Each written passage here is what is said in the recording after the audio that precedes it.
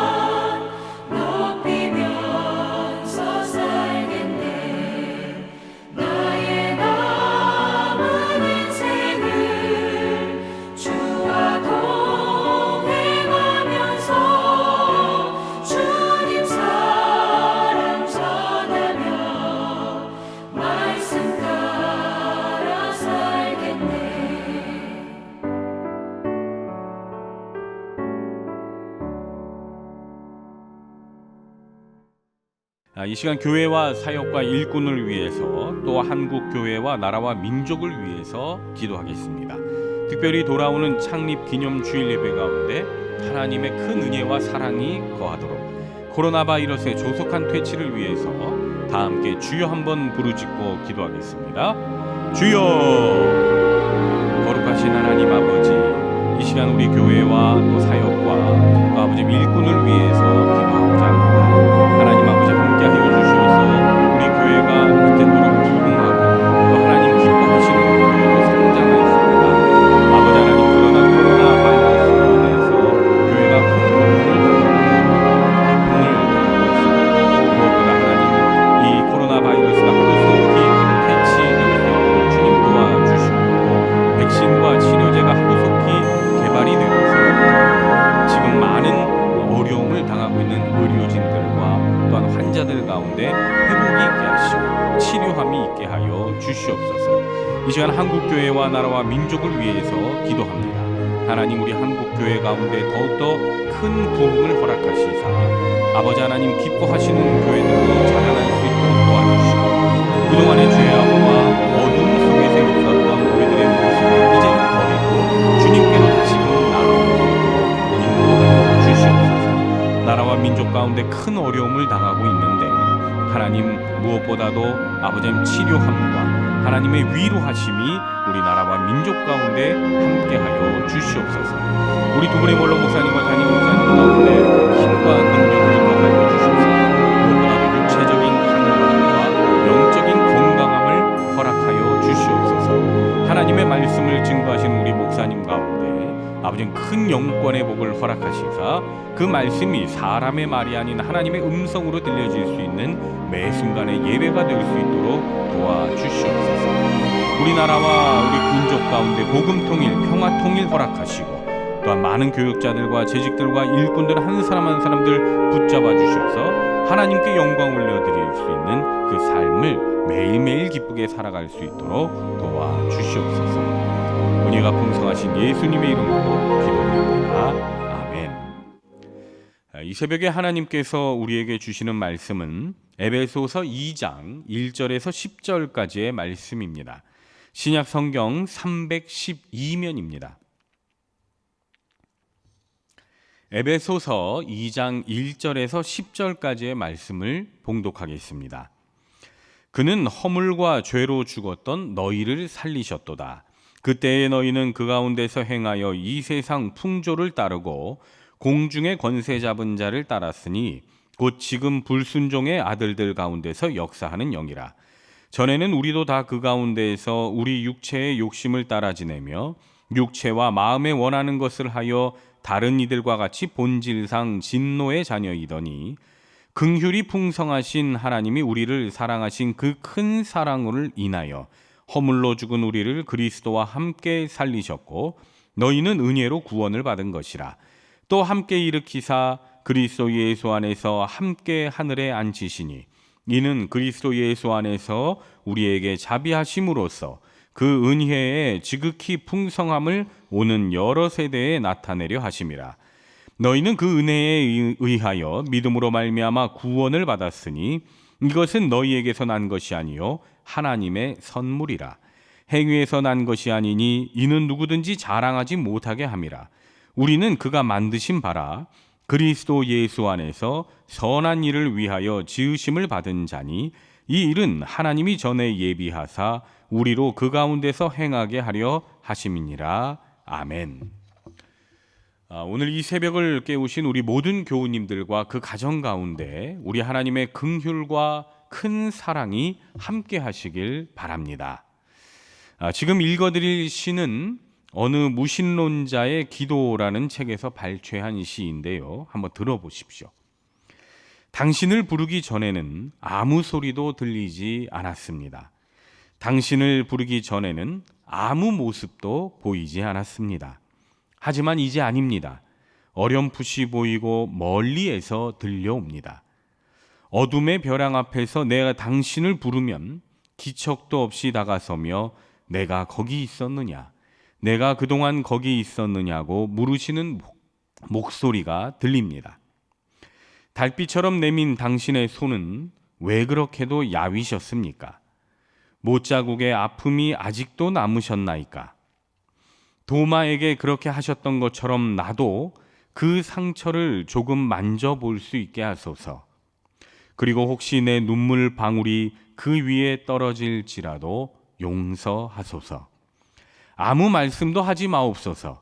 여태까지 무엇을 하다 너 혼자 거기에 있느냐고 더는 걱정하지 마옵소서. 그냥 당신의 야윈 손을 잡고 내 몇 방울의 차가운 눈물을 뿌리게 하소서. 방금 읽은 시는 우리나라를 대표하는 지성이자 평생 기독교를 비판하며 살아왔던 이어령 씨의 고백입니다. 이분은 사랑하는 딸이 암에 걸리고 급기야 눈까지 보이지 않게 되자 그 딸이 그토록 사랑하고 믿었던 하나님 앞에 기도를 합니다. 하나님, 내 딸을 살려만 주신다면, 내 딸이 정말 세상을 다시 볼 수만 있게 된다면 그때부터는 자신이 가진 모든 능력을 하나님을 위해 사용하겠습니다. 라고 말이죠. 그런데 정말 기적이 일어났습니다. 하나님께서는 이어령 씨의 기도를 들어주셨고 따님이 볼 수 있도록 치료해 주신 겁니다. 이러한 하나님의 긍휼과 하나님의 큰 사랑을 경험한 이어령 씨는 드디어 세례를 받고 예수 그리스도를 구주로 영접합니다. 비록 이후에 따님은 암이 악화되어 하나님의 품으로 돌아갔지만 이어령 씨는 믿음을 포기하거나 절망하기보다는 더욱 하나님을 가까이 하고 의지하는 모습으로 지금도 남은 여생을 살고 계십니다.